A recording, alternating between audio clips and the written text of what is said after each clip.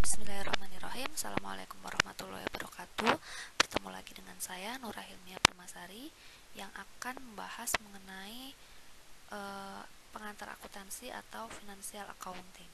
Pertemuan keempat ini kita akan belajar mengenai proses pencatatan atau journal entry. Pembelajarannya yang pertama menjelaskan definisi dan kegunaan akun dalam proses pencatatan. Yang kedua, mendefinisikan serta menjelaskan kegunaan debit kredit dalam proses pencatatan. Yang ketiga, mengenal dasar-dasar dalam proses pencatatan. Keempat, menjelaskan definisi dan kegunaan jurnal dalam proses pencatatan. Yang kelima, menjelaskan definisi dan kegunaan buku besar. Yang keenam, definisi dan kegunaan pembukuan. Yang ketujuh, menyusun dan menjelaskan tujuan pembuatan neraca saldo. Nah, tapi untuk video kali ini kita hanya sampai poin 1 sampai 4 saja. Poin 5 sampai 6 nanti ada video lanjutannya. Nah, dalam proses pencatatan di pertemuan kali ini ada 4 poin utama yang akan kita pelajari. Yang pertama adalah akun, yang kedua langkah-langkah dalam proses pencatatan, yang ketiga gambaran proses pencatatan, dan yang keempat adalah neraca saldo. Akun, nanti kita di sini akan belajar menentukan akun itu berada di posisi debit dan posisi debit atau kredit. Prosedur pendebitan dan pengkreditannya seperti apa, hubungannya terhadap ekuitas bagaimana, lalu nanti akan ada ringkasan aturan debit dan kreditnya. Kedua adalah langkah dalam proses pencatatan. Nah, setelah bisa menentukan akun itu posisinya debit atau kredit, berarti kita bisa menjurnal, lalu menyusun buku besar dan pembukuan. Lalu dalam hasil dari pembukuan itu nanti kita akan buat ringkasan penjurnalan dan pembukuan. Dan di akhirnya nanti akan ada gambaran terkait dengan neraca saldo.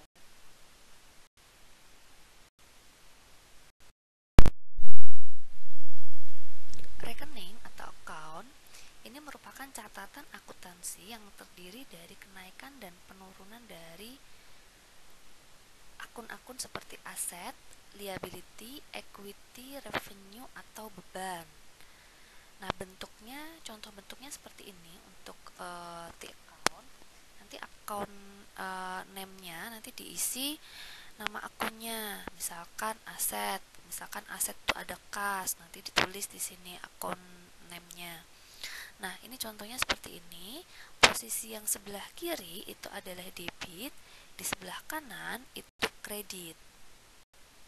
Debit dan kredit di dalam sistem pembukuan berpasangan dalam setiap transaksi itu harus mempengaruhi 2 atau lebih akun untuk tetap membuat persamaan dasar akuntansinya seimbang. Jadi itu dalam satu jurnal, ketika menjurnalkan itu posisi debit sama kreditnya harus sama. Setiap transaksi dicatat dengan jumlah debit dan kredit yang sama, maka jumlah seluruh debit itu harus sama dengan jumlah seluruh kreditnya. Nah, ini contohnya. Misalnya, jika debit lebih besar dari kredit, akun akan memiliki saldo debit. Nah, contohnya, misalkan di sini ada account name, misalnya kas gitu ya. Nah, yang harus seimbang itu transaksinya. Transaksi 1 di sini kan misalkan ada 3 transaksi ya. Transaksi 1, 2, 3. Seimbang antara debit kreditnya itu transaksinya, bukan akunnya ya. Nah, untuk akunnya dia posisinya bisa di debit, bisa di kredit. Jadi bisa lebih besar debit atau lebih besar kredit. Jadi kalau seperti ini, misalkan di transaksi pertama ada debit besar 10.000, transaksi kedua ada kredit sebesar 3.000, transaksi ketiga ada debit lagi sebesar 8.000. Jadi saldonya menjadi 15.000. Itu dari 10.000 dikurangi 3.000 jadi 7.000 ditambah 1.000. Jadi saldonya menjadi 15.000. Jika kredit lebih besar daripada debit, akun akan memiliki saldo kredit. Jadi misalkan di sini akun name-nya misalnya hutang. Di transaksi pertama ada debit sebesar 10.000. Nah, berarti posisi awalnya itu saldonya ada di debit sebesar 10.000. Nah, terus di transaksi kedua itu ada kredit sebesar 3.000. Berarti karena ada kredit sebesar 3.000 berarti 10.000-nya berkurang menjadi 7.000. Nah, terus di transaksi ketiga ada kredit lagi sebesar 8.000. Nah, karena tadi posisinya di debit sebesar 7.000 terus ada di kredit sebesar 8.000, berarti akan mengurangi posisi debit tadi, jadi menjadi 1.000 di saldonya sekarang, karena 7.000 dikurangi 8.000 karena lebih besar posisinya, lebih besar posisi di kreditnya, berarti saldonya berada di posisi kredit. Saldo normal dibedakan menjadi dua. Ada saldo normal debit dan saldo normal kredit. Apa itu saldo normal debit? Saldo normal debit artinya ketika akun itu bertambah, itu dicatatnya di debit. Ketika berkurang, dicatatnya di kredit. Contoh saldo normal yang termasuk saldo normal debit itu ada aset dan expense. Ya, situ ada tanda panahnya biru. Di posisi debit bertambah, di posisi kredit dia turun. Lalu untuk saldo normal kredit. Kredit artinya saldo normal kredit itu akun. Ketika akun ini bertambah, dicatatnya di posisi kredit. Ketika berkurang di posisi debit. Jadi di situ kalau saldo normal kredit tanda panahnya merah naik ke atas. Ya, ketika dia tanda panahnya merah naik ke atas artinya dia meningkat ya. Itu dicatatnya di kredit. Ketika berkurang dicatatnya di debit. Nah, akun-akun yang termasuk dalam saldo normal kredit di sini ada akun liability, equity, dan revenue. Mungkin bisa dipermudah dengan gambaran seperti ini ya. Nah, kalau ini dibedakan menjadi dua laporan, ada laporan posisi keuangan dan laporan laba rugi. Yang masuk dalam laporan posisi keuangan itu kan ada aset, liability, dan equity. Kalau dibikin persamaan, aset sama dengan liability ditambah equity.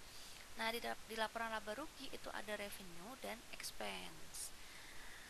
Untuk menyusun laporan laba rugi, untuk mendapatkan laba atau rugi, itu revenue dikurangi dengan expense. Nah, kalau digabung, persamaannya aset itu sama dengan liability ditambah equity ditambah revenue dikurangi expense. Nah,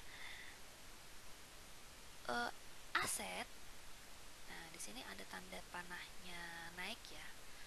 Aset ketika naik itu akan dicatat di posisi debit.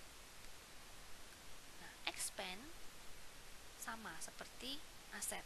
Ketika dia naik, dia posisinya ada di debit.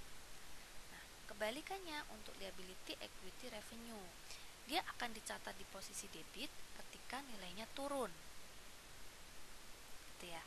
Nah, untuk aset ketika dicatat di posisi kredit itu jika nilainya turun, liability, equity, revenue naik, dicatat di posisi kredit, expense turun. Nah, ini kebalikannya tadi ya. Oke, lanjut. Selanjutnya ada review question untuk melihat seberapa berhasilkah saya dalam menjelaskan ya. Oke, posisi debit. Nah, artinya akun itu dicatat di posisi debit ketika apa? Apakah A, ketika ketika ada kenaikan aset dan kewajiban, B, penurunan aset dan kewajiban, C, kenaikan aset dan penurunan kewajiban, atau D, penurunan aset dan kenaikan kewajiban. Gimana? Sudah ketemu jawabannya? Oke, benar sekali. Jawabannya adalah C, kenaikan aset dan penurunan kewajiban. Oke, baik. Saya kira sudah jelas semuanya. Ucapkan terima kasih atas perhatiannya. Mohon maaf kalau kurang dalam penyampaiannya. Wassalamualaikum warahmatullahi wabarakatuh.